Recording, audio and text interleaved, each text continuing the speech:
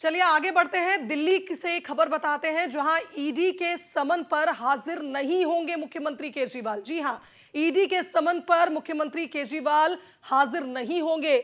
आम आदमी पार्टी ने इस बात की जानकारी दी है। सूत्रों के हवालों से एक खबर है कि आम आदमी पार्टी ने तय किया है कि इस बार भी जो समन जारी हुआ है पूछताछ के लिए, इस पर भी अरविंद केजरीवाल कोर्ट नहीं जाएंगे, ईडी के सामने पेश नहीं होंगे। कोर्ट से जमानत के बाद भी बार बार क्यों समन भेजा जा रहा है, यह बात आम आदमी पार्टी की ओर से कही गई। साथ ही साथ यह कहा गया कि ईडी का समन गैर कानूनी है। बीजेपी ईडी के पीछे छिपकर चुनाव लड़ना चाहती है, इसलिए समन पर समन जारी किए जा रहे हैं। तो देखिए, कल ही अरविंद केजरीवाल के खिलाफ नवा समन जारी हुआ था और तब सवाल भी यही उठ रहा था कि क्या इस बार केजरीवाल ईडी के सामने पेश होंगे, पूछताछ का हिस्सा बनेंगे। लेकिन अब आम आदमी पार्टी का कहना है कि यह समन ही गैर कानूनी है।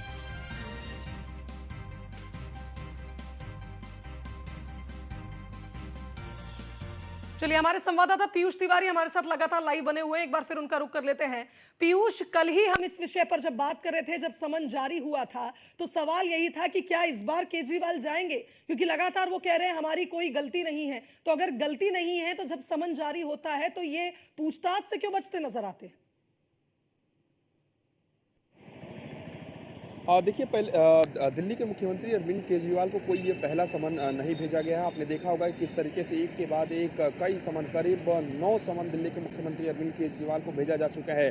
चूंकि ये जो बुलावा ईडी की ओर से भेजा गया है, यानी कि पूछताछ के लिए दिल्ली के मुख्यमंत्री को बुलाया गया था, वो 9वें समन के बाद ये दिल्ली जल बोर्ड से जुड़ा हुआ मामला है। इस मामले में दिल्ली के मुख्यमंत्री अरविंद केजरीवाल को ईडी के समक्ष पेश होना था और ईडी के सवालों के जवाब देना था।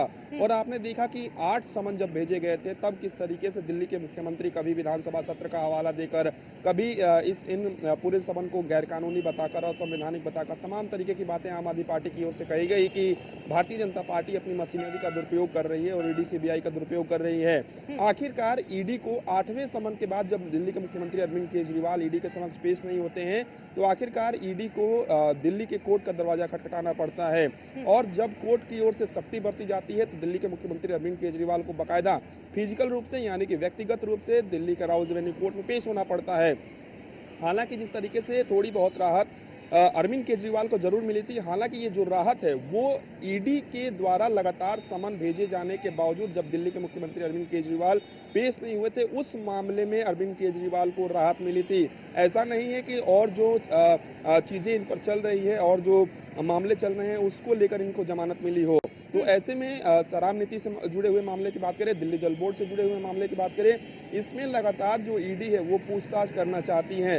हालांकि आज भी सोर्सेस के हवाले से जानकारी मिल रही है कि दिल्ली के मुख्यमंत्री अरविंद केजरीवाल ईडी के समक्ष पेश नहीं होंगे, यानी कि पूछताछ में यहाँ पर एक सवाल ये भी बनता है कि अगर ये और ईडी के सामने पेश नहीं होते हैं तो फिर उसके बाद ईडी किस तरह से रुख अपनाएगी? क्या आगे इन पर कार्रवाई हो सकती है?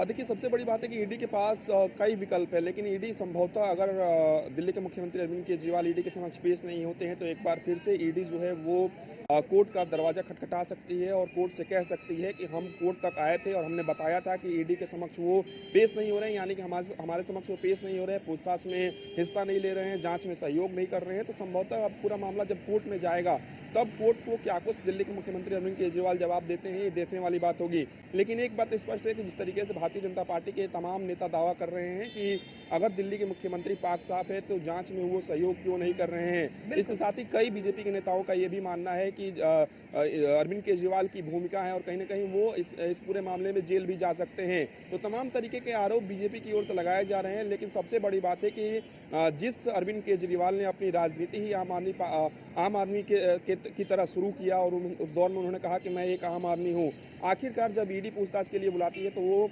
ईडी के समक्ष पेश क्यों नहीं होते, क्यों एक वीआईपी ट्रीटमेंट बिल्कुल सही कहा चाहते आपने, हैं, नियमों का उल्लंघन कर रहे हैं। और जिस तरह से वो कहते थे कि भ्रष्टाचार के खिलाफ हमारी ये पार्टी हमेशा लड़ती आई है, अगर उनको लगता है कि वो पाक साफ है तो क्यों नहीं जा रहे ईडी के सामने? और एक सवाल ये भी बनता है कि आप ईडी के सामने जा भी नहीं रहे हैं और कई बड़े आरोप भी आप ईडी पर लगा रहे हैं। तो देखना होगा कि कितनी मुश्किलें बढ़ती हैं अरविंद केजरीवाल की। बहुत शुक्रिया आपका पीयूष, तमाम बातचीत के लिए।